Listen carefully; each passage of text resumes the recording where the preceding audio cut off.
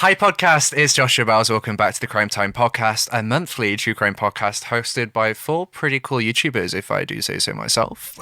There's Kirsty Sky. Say hi, Kirsty. Hi. Molly Westbrook. Hi, everyone. Dark Curiosities. Hi, everyone. And there's me, like I said. Today's episode is hi guys. Today's episode is actually the first episode in season 2, and we've actually decided that we're going to switch up the format a little bit. We're now going to be doing the episodes monthly so that we can dedicate more time to each episode instead of weekly, which is what we did in season 1. And we're also going to change up the structure a little bit so that we can dive straight into the case to begin with, followed by case updates, and then ending on a high note with an oddity in the news. And with all that being said, let's delve straight into the first case. Cue the theme music.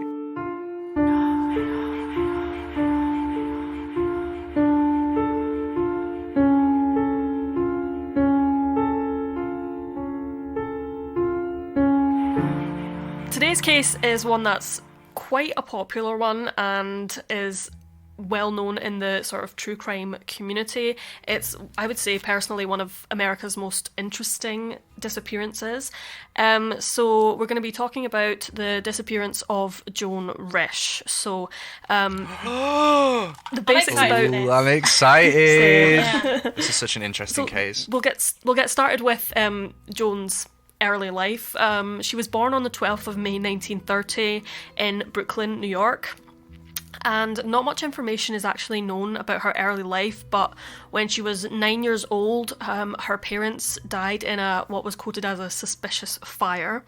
And so she became an orphan very young, and so she went on to live with her aunt and uncle, who became her foster parents. So she ended up going by their surname Natras, so she became Joan Natras on like her security numbers, etc.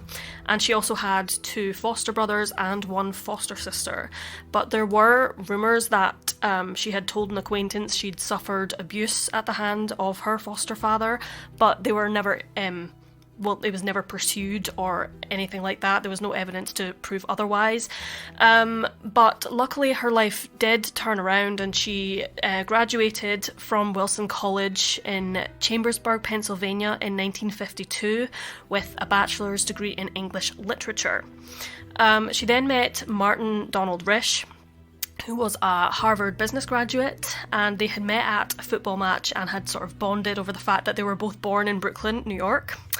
And on the 26th of December 1955, they married in Huntington, Long Island, and then they moved into a simple little apartment in Brooklyn Heights the next month. So Martin was employed at the Regal Paper Company in New York, and Joan worked as a secretary at a company called Thomas Y. Crowell & Co. Publishing Company. And in the years following their marriage, they welcomed 2 children. Their first was a daughter called Lillian, and their second was a son called David. Both were born in Ridgefield, Connecticut. And in April of 1961, they moved to a house in Old Bedford Road in Lincoln, in the suburb of Boston, Massachusetts. So while living in Lincoln, Martin Risch then went on to work at Fitchburg Paper Company as an executive, while Joan stayed at home to look after the children, complete household chores, etc. She was a very popular member of the community. She was actively involved in the League of Women Voters, and she made it known to friends that she wanted to one day become a teacher, but she wasn't planning on doing so until her kids were a little bit older. She was described as an intelligent, friendly, generous, and responsible woman who was absolutely devoted to her family. But a few friends and neighbours did describe her as being unfulfilled by being just a housewife.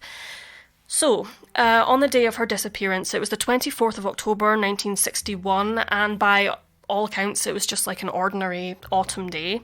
Martin Risch awoke quite early to prepare for a flight. He was quite used to going on a lot of business trips, so he left the Risch family home at 6:50 a.m. and headed towards Logan Airport, where he was going to fly to New York City for business. And then Joan woke up I think it was around about 8 a.m. in the morning, and so she made breakfast for the children. She spoke to the bin collector, letter carrier, delivery boys, and they all seemed to think that she was her normal self. She was in good spirits, and they didn't notice anything different about her that morning.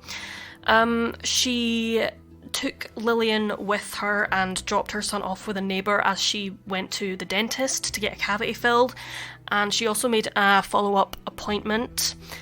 Following her trip to the dentist, she then went to the supermarket to buy some groceries, and then she returned back home in her Chevrolet sedan. She then made lunch at around about 11 a.m. and put her little son David to sleep in his cot at approximately midday and let Lillian play outside. And at some point between 11:15 and 11:45, a delivery driver for a dry cleaning company arrived at the residence to pick up a few of Martin's suits. This was quite a usual thing that happened regularly.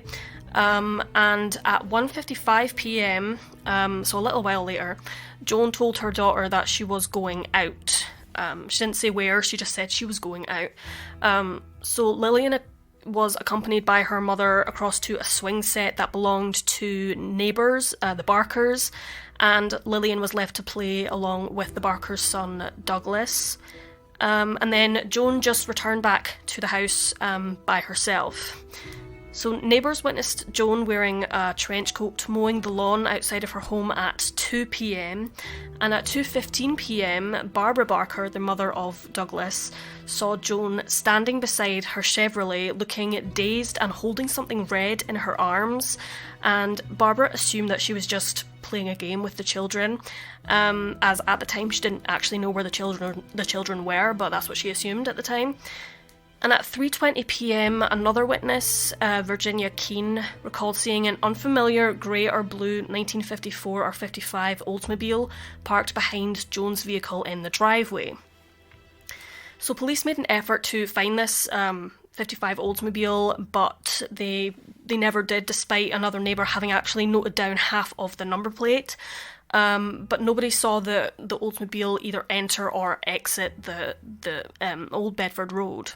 So anyway, at 4 p.m, Joan Risch left the Barker residence and went back home. However, after a few minutes, she ran back to the Barkers and frantically told Barbara that her mother was missing and her little brother was crying in his cot, and there was, quote, red paint on the kitchen walls and floor. So, Barbara Barker went over to the house and she was completely taken aback by what she saw. So then she called police, and the police arrived at the Risch home around about 5 minutes after she called them at 4:33 p.m. that day.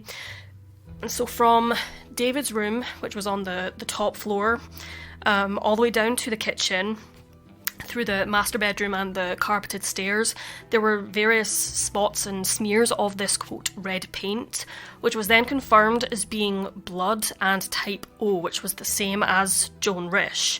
So there was said to not have been a huge amount of blood, around like a pint or so, but it was enough to be consistent with like either a nosebleed or a head wound.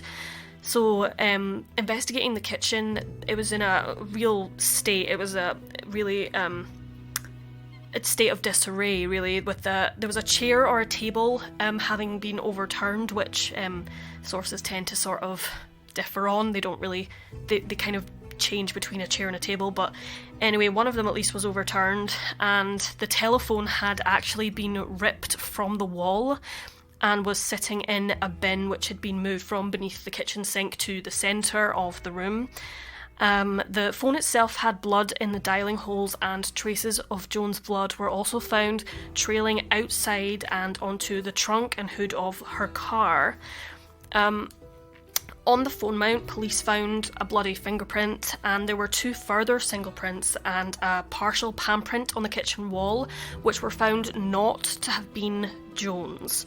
So the individual whose prints they were has never been identified. Some other prints were found at the scene, but they were confirmed as being Joan, despite the fact that at the time they didn't actually have her fingerprints until they continued further investigations. It wasn't until a few weeks later they actually found a record, but they just went straight in and said that they were hers anyway. So local men, and as well as the tradesmen, delivery men, etc., they all offered their prints to authorities, but no match was made. And footprints were also not found at the scene at all, but paper towels and a pair of David's coveralls had appeared to have been used in an attempt to clean up the blood, and the telephone book was found open at the emergency number section, but there was actually no numbers written in it, because back then 911 wasn't a thing, it wasn't in operation. But also it was found that none of the locks had been tampered, so there was no evidence of a break-in or anything like that. And Massachusetts State Police called around the various hospitals to check and see if there had been any women who checked in who looked like Joan Risch, but there was no reports of any success in that. So on initial investigation, police deduced that, contrary to the evidence, Joan was surprised by an intruder and tried to contact help, quickly looking for an emergency contact number, but of course there weren't any. However, she was then allegedly struck over the head and by the perpetrator. They found one single blood spatter on the wall that was like so high on the wall that police stated that they thought Joan had attempted to climb the wall because she was so terrified. And police, basically, they believed that she was a victim of a sex maniac and had been abducted, as they believed that the amount of blood that they found was not enough to indicate she had been murdered, either by stabbing or gunshot wound, or, there just wasn't enough. So then her husband Martin was then told of his wife's disappearance, and that wasn't even until 7 p.m. that night, so there's quite a bit of time had passed before he was told. And so then he rushed back home and tried to help in any way he could to find any clues. So all he could find was Joan's trench coat, her handbag, and some cash. However, he said that there was an address book of Joan's that was missing. But she didn't actually use it for addresses. She put in various appointments and things in it, but that was nowhere to be found. And her grey top coat and her day clothes were also missing. An interesting bit of information was that empty beer cans were found in the kitchen bin, but Martin had no idea where they had come from because he didn't drink and she didn't drink, so they have no clue where these cans came from. So police initially were quite suspicious about Martin and whether his marriage was as wonderful as he had made it out to be, but friends and relatives, school officials, former employers, maternity personnel from the Lincoln and Ridgefield places that they had all lived before, they all confirmed that there was nothing wrong with their marriage. They had no emotional problems or any domestic issues. They were just a loving, caring family. There just wasn't anything to indicate that anything was wrong. So woodland and marshes, ponds and ditches were searched around the area, as well as garages and abandoned buildings. However, there was still no trace of Joan. There was a neighbour, though, who received a phone call from what was described as an excited woman who stated that she couldn't get through to anyone at the Risch household and wanted to speak to them before she actually hung up, and she didn't leave her name or anything like that. And a Bedford motel owner told authorities that at 4 p.m. on the day that Risch had vanished, a nervous woman checked in under the name Patricia Richardson. However, what was quite unusual to the owner was that she didn't actually have anything with her, no luggage, no handbag, nothing. And her writing on the register was described as being quite shaky. So Martin Risch was asked to check this out and to see if it looked similar to his wife's handwriting, but he couldn't quite, he wasn't sure at all if it was hers or not. He wasn't certain, but he wasn't rejecting it either, so it's a possibility that it could have been her. So at 2:45 p.m. On that day, a woman was seen wearing a handkerchief over her head and was seen quote, shuffling north of the parkway in Lincoln, and she was hunched over, she looked cold and dishevelled, and a cab driver in Cambridge recalled picking up a woman matching Joan's description, and the unidentified woman appeared to be quite confused and repeatedly changed her destination on the journey. And she paid the driver $5, from which she took from a tiny paper bag that she had with her. And a young intern in Stoneham Hospital, also in Massachusetts, reported that Risch was a patient of his, but bizarrely the patient was not actually the missing woman, but a woman of exactly the same name who had recently married someone with the last name Risch. That's so weird. I know. So, on Route 2A, a motorist reported seeing a female hitchhiker at the time Joan disappeared, and another driver reported witnessing a woman matching Joan's description walking along Route 128 in Waltham near Cambridge Reservoir, which was approximately 5 miles or so from the Risch residence. The woman seemed quite disorientated. She apparently had swollen legs with either mud or blood running down them and was clutching her stomach. And nobody stopped to help her. Absolutely no one. What? The reservoir was searched, but nothing of any significance was recovered. It is possible that if she were that woman, they may have fallen into the pit along the route, which was under construction at the time. However, the area has never been searched or excavated. So blood samples were from the kitchen were sent to Harvard Medical School for further examination. And the findings indicated the blood was consistent with menstruation, and it was also stated that Joan may have suffered a sudden hemorrhage, which could have resulted in amnesia. So as soon as this information was made public to the media, whispers of a miscarriage or abortion became quite rife. It was theorised Joan may have suffered a miscarriage or had subsequently run away to start a new life with a lover. But Joan could have possibly, now this is one of probably the more popular theories, she could have possibly had an at-home abortion, which was then botched. And obviously abortion was very much a taboo subject at the time and was deemed a criminal offence, and I believe it still is deemed a criminal offence in some states in the US. So Lincoln residents told police that also on several occasions they had been asked by an unknown man about Joan's whereabouts. So a woman reportedly received a phone call from an unidentified individual who asked to speak to Joan, and another woman stated a man had approached her in the street asking to see Joan Risch, and another said that Joan was absent from her family home for around 2 hours the day before she vanished, but police were not able to find out where she was or who she was with and what she was doing. And another really chilling fact that came to light when I was researching this case was that a neighbour allegedly heard the garage door of the Risch house. The garage door was opening and closing at really odd times of the night. So there was another possible, quite chilling theory, really, that someone could have been living in the Risch home without anyone even knowing that they were living there. Because the garage itself actually had this massive, glass window, which had a full view of the interior of the house. So perhaps the perpetrator crept into the kitchen through the front door, maybe, when Joan was mowing the lawn at 2 p.m. that day. That gave me chills. I just had to look behind me because I was like, oh no, that's scary. The thought of that is just absolutely terrifying. One man who was seen as potentially being a suspect in Risch's disappearance was 47-year-old Howard Cooper, who was a fugitive on the law at the time, and he had twice been committed to a mental hospital in Texas after being charged twice with assault to intent to kill, and a man matching Cooper's description was seen working at a restaurant in Lincoln, Massachusetts at the time of Joan's disappearance, but he was never actually seen again after she vanished. So in the weeks and months leading up to Joan's disappearance, she had visited the library a lot, and she was starting to go on a weekly basis, and she took out approximately 25 books that the police could find on a record in the library. Of the books that Joan checked out of the library, they included Death of the Heart, which had a striking plot of an orphan girl who disappeared, which sounds very similar to Joan herself.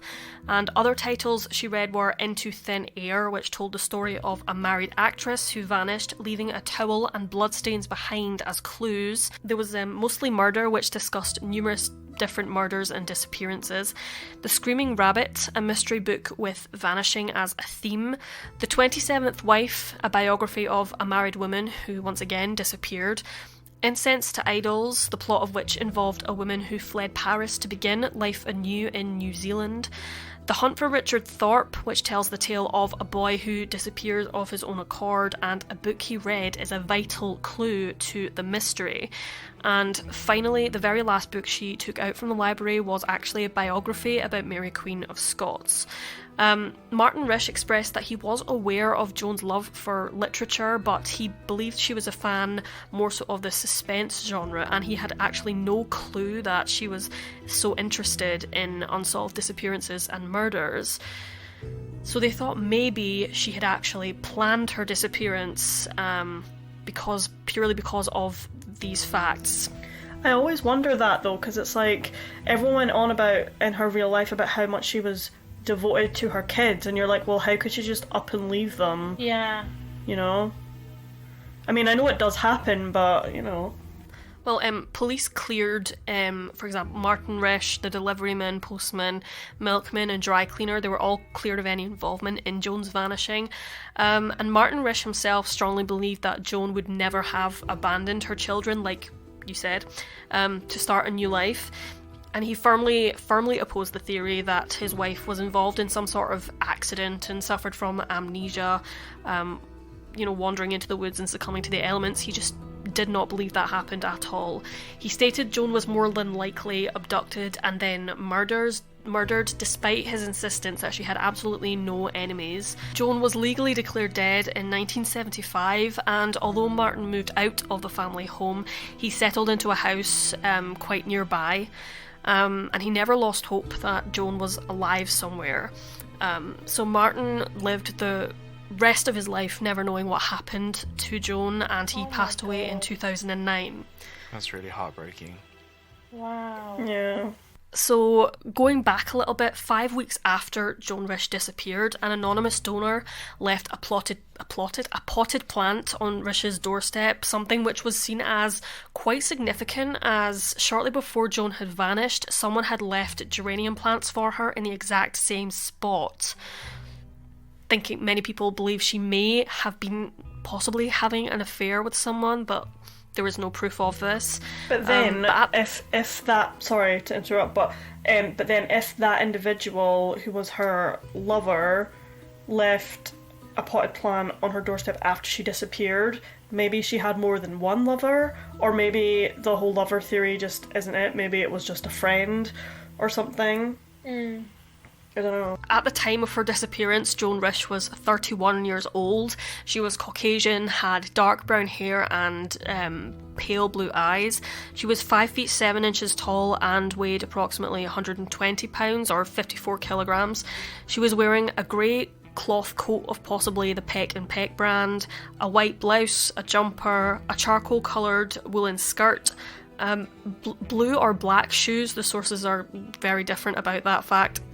And also when she disappeared, she wore a slim platinum wedding ring with some diamonds.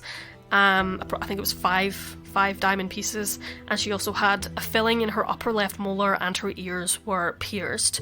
So the disappearance of Joan Risch is one of the, in my opinion as well, one of the strangest and bizarre disappearances to have taken place in the US, and it's a very well-known case among both professionals and amateur sleuths. With no trouble in her relationships, no money problems or obvious signs of emotional turmoil, the reasons for her disappearance have been widely debated, with numerous theories about what fate befell her.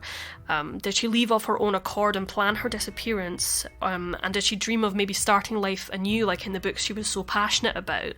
Was the unidentified individual who was at the house someone that she knew and trusted and was possibly having an affair with? And if she was pregnant, was the child Martin's or was it someone else's? And who was the woman who was wandering aimlessly on the highway with blood on her legs and cradling her stomach?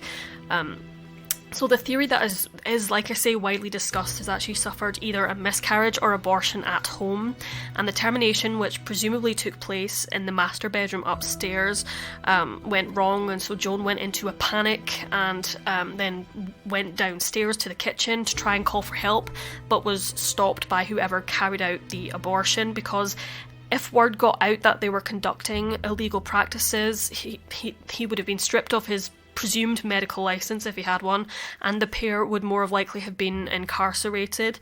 And the abortionist may have carried Joan's body to his vehicle and driven off, perhaps dumping her body somewhere like a pit on the nearby construction site, or abandoning her on the highway disorientated and bleeding. But also an explanation for the beer bottles in the bin, which was a piece of evidence that puzzled quite a lot of people, was that actually, I don't know if this is a well-known fact or not, but during the 50s and 60s, beer or Guinness was actually given to patients in order to boost their iron levels, so therefore it's entirely possible that this could have been the case with Joan. So the last official investigators on this case died in 2009, and ever since the case has remained cold. And like I say, in the last few years, interest in Joan's case has spiked enormously. However, the truth about what happened to her remains a complete mystery. That case is insane. It really, I just can't put two and two together with it. Like, Yeah, you know, same. in the taxi driver who had the passenger that had the paper bag with money in. There's so many theories behind that. What if she sold her wedding ring, like exchanged it for that money, and then that could be why she had the money then. Like, Yeah, because I mean, if she'd read all those books about disappearances and stuff like that, she would have gained a knowledge of how to completely vanish. In other words, get rid of everything that associated her with her old identity. So that's like perfectly possible that she like sold her wedding ring on, maybe got rid of the clothes that she was wearing. yeah. But the thing is with that, she had. the thing is with that, because when you said about the whole books thing, I in my head I was thinking, oh yeah, like that's what I think happened, that she tried to disappear and stuff. But it's one of the most well-known cases. Surely, if she did go off and start a new life somewhere, someone would recognise her if she was still alive. I wonder that though, because like I remember coming across somewhere about how the like famous portrait picture of Joan doesn't actually represent who she really was, because I think and DC will correct me if I'm wrong, but I'm pretty sure that Joan didn't really wear makeup on a regular basis. No, she didn't. So no. the picture wasn't really representative of how she actually looked. Yeah. You know? If that picture's out there, she would have seen it, and then she'd know what not to look like. Do you know what I mean? Yeah. Yeah, well, according to quite a few newspaper articles I looked up about this, the picture of her sort of made up, obviously didn't really represent her, but her family also really didn't like that picture.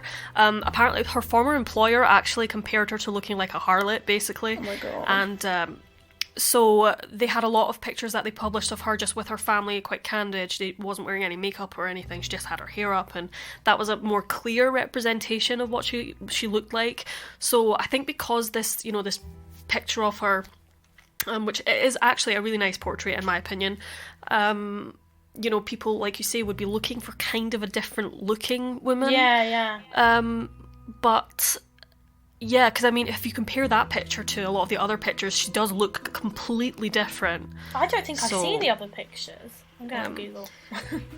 If she's been reading these books and she's been trying to get together the way of escape, she would have thought about her appearance as something that she'd have to change. definitely. Yeah. I wonder whether there was some kind of because I know with a few mental illness and mental disorders, such as bipolar disorder, in periods of mania, so you can get like hyper obsessed with books and like a certain concept, such as running away, and it can make you forget about everything that is important to you, like when you're not in that episode, if that makes sense. So Yeah. that could have Yeah. explained like Yeah. a delusion to the fact that she thought running away was more important than her kids, which was like, that could explain that, and it could explain how like she was like disorientated when she was like seen on the road or whatever, you know what I mean? Like, yeah, because like you say, it can become like literally a reality for some people who have these sort of mental illnesses. Like if they have like this fantasy in their head, you know, they start to believe it's real. There was another little tidbit that I found out while researching this, was that her son David actually went missing as well, very briefly. I believe it was in 2015, because he was living in a I think it was a mental hospital, and he disappeared for a little while, but they did find him. But I just thought that was that's interesting. If he was living in a mental, see, a lot of the time mental illness is hereditary. So I wonder whether obviously it's not really our business to know what illnesses the son suffered from, but I wonder whether there's a connection between that illness and the illness the mother had, because that could very well be the case. Yeah, definitely. So do you think she was like the police say, attacked by a perpetrator or not? Because for me, I don't think so. So I honestly don't. I don't think. I think she wanted to disappear herself. A perpetrator would have left way more blood, because if they were actually wouldn't have cleaned up after themselves, would they? Exactly. I don't think. Yeah. Usually that kind of thing is a very rushed. Yeah. But going back to like the very start, I would love to know more about that suspicious house fire that her parents died in. Like, you know, and know what happened. That in itself, a traumatic event that could trigger mental illness. Yeah, exactly. Yeah. Wow, that's a crazy case. It is insane. And she had such a tough life to begin with as well. Yeah. She overall she led a very interesting, but also a very, I would say, quite a sad life. Yeah. Up until her marriage, where she finally found light. But obviously, because mental illness, like you say, it wasn't really discussed that much back in the 50s and 60s. Real. I mean, if she went to the doctor about any mental health stuff, they'd just like call her hysterical, and there's so much stigma, especially with women with mental illness.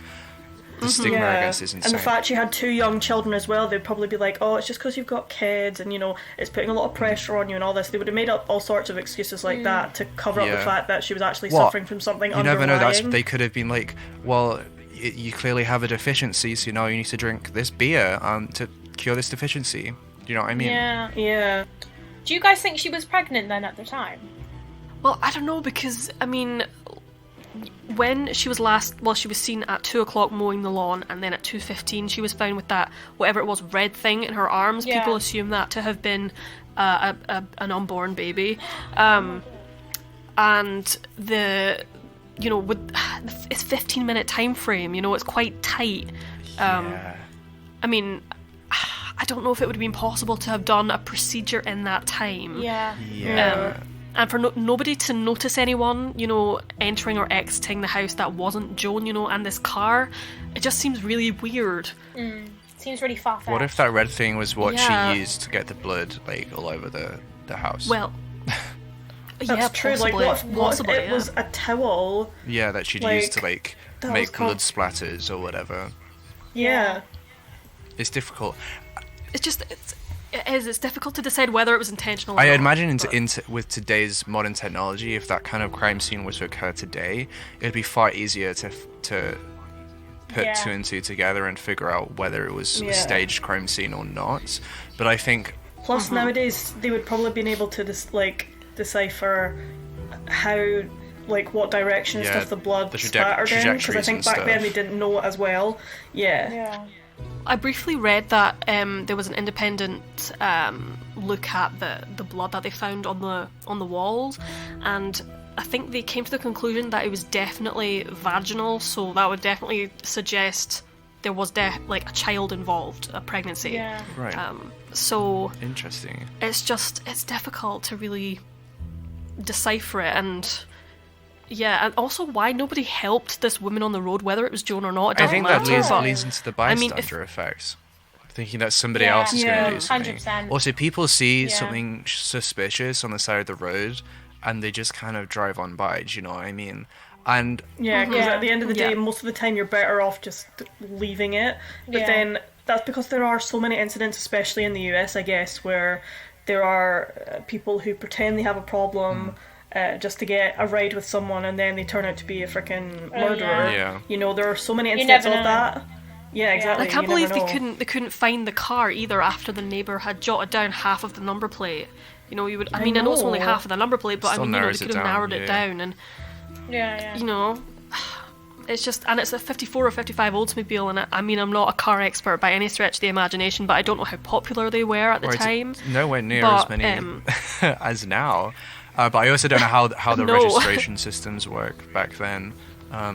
Because Yeah. I imagine it would largely be paper records, Yeah. Yeah. Yeah, which is a bitch. Yeah. but yeah, it's super perplexing, and it's one of my sort of pet cases because there's so much that could have happened, Yeah. and there's so much evidence also to sort of completely go against It what comes you think. up on the true crime so- subreddit all the time. In Yeah. discussions, Yeah. I see it all the time, and I always read it because it's just such a fascinating case. I Yeah, literally it didn't really really is. know anything about this case. Obviously, I'd heard of it because I mean, I feel like everyone knows this case, but I didn't really know anything about Molly, it. why is it whenever we sit down and record a podcast and like we're covering a popular case, you never know the case? I know! I know the case, but I don't know the details. Happens every time. So that is the disappearance of Joan Risch, and so it's a very interesting case, very perplexing, and let us know what you think about this case in the comments, or you can tweet us at the Crime Time Pod on Twitter Instagram is at CrimeTimePod. to let us know what you guys think. And that really does conclude the case discussion segment of this episode. Thank you so much for Two Dark Curiosities for covering and presenting that case so well for us. I'm going to be thinking about that case all day long because it is really one of those cases that just so much to it, and it's just so like, what happened? So yeah, we'll be right back in a few moments with some case updates.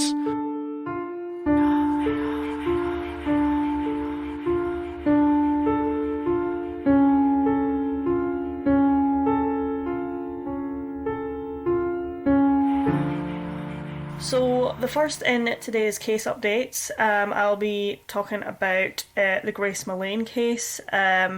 Basically, a 28-year-old New Zealand man who cannot be named for legal reasons was found guilty of murdering British backpacker Grace Millane in November, and just this past week he has been sentenced to life in prison with a minimum non-parole period of 17 years. The man appeared in Auckland's High Court, like I say, it was on Friday morning, and his sentencing was overseen by Justice Simon Moore.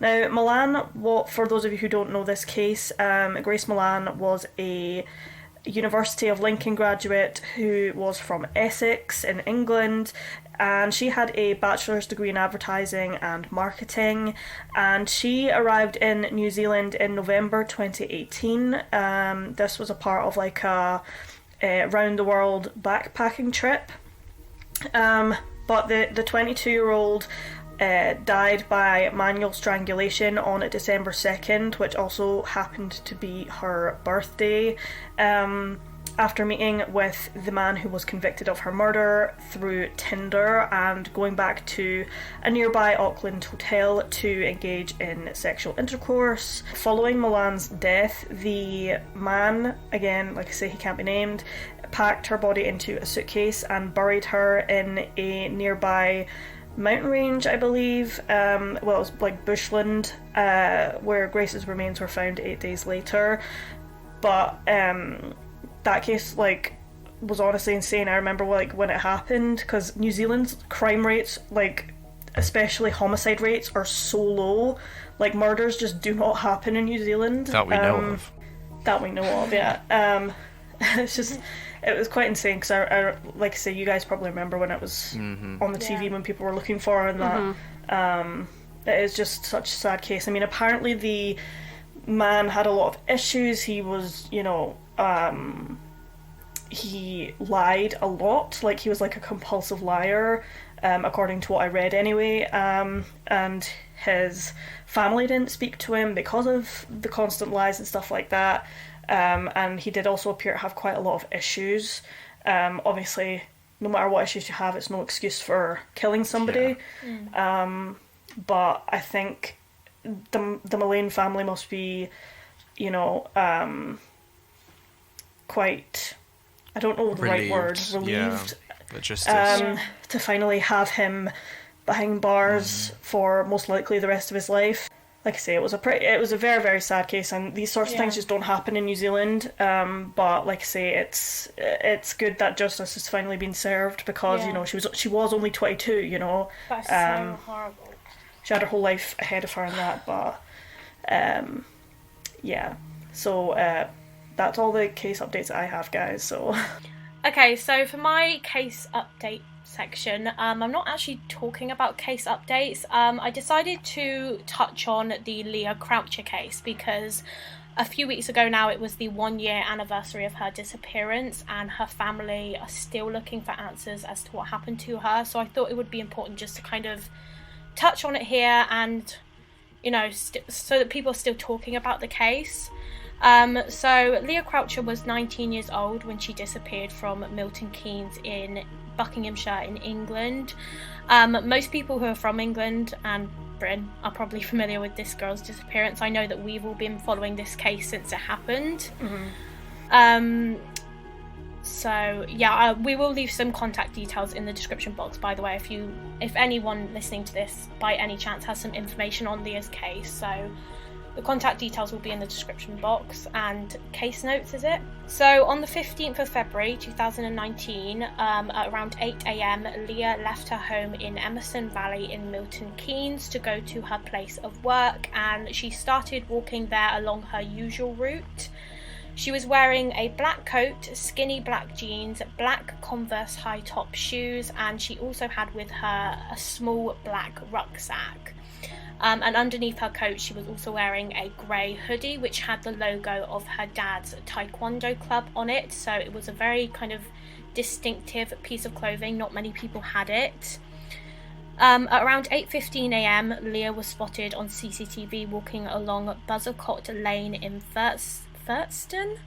And this is the last confirmed sighting of Leah because she never arrived at work and she never returned home that day. She was reported missing and police began their investigation into her disappearance.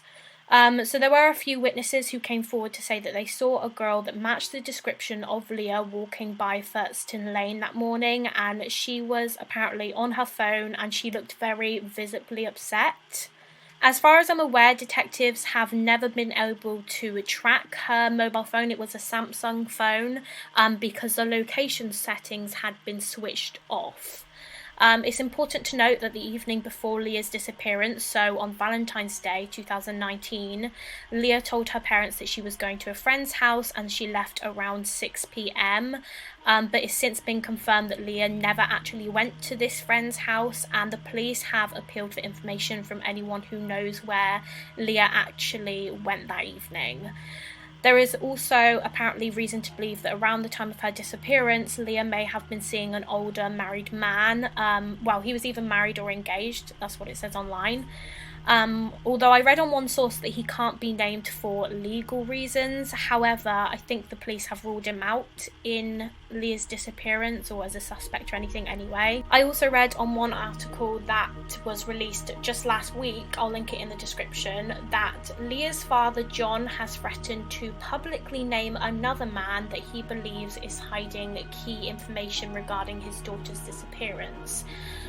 John says that this man knows something and is just not telling the police, but I don't know any more information about that. Maybe more information will be released in the next few weeks. But that was the most recent update that I could find on this case. That's interesting. I wonder what the father has. Like, what is? I know. What's his reasoning for that? It must be something concrete for him to threaten. To release it. Yeah. But over a year later, I really hope that her family get answers soon, because I mean this case is just heartbreaking. You know, I can't even imagine what it must be like. Yeah.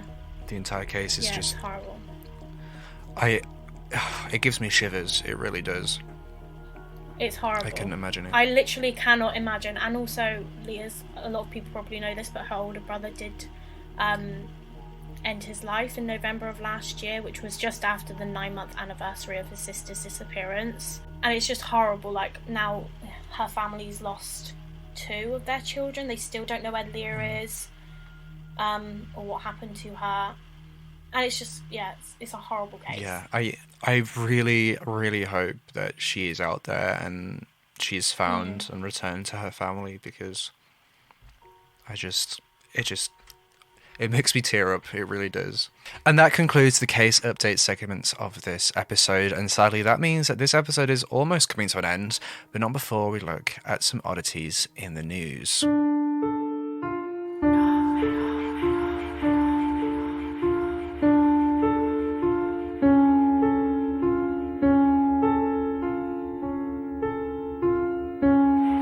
Okay, so this article is taken from CNN, but it's about, it happens in London.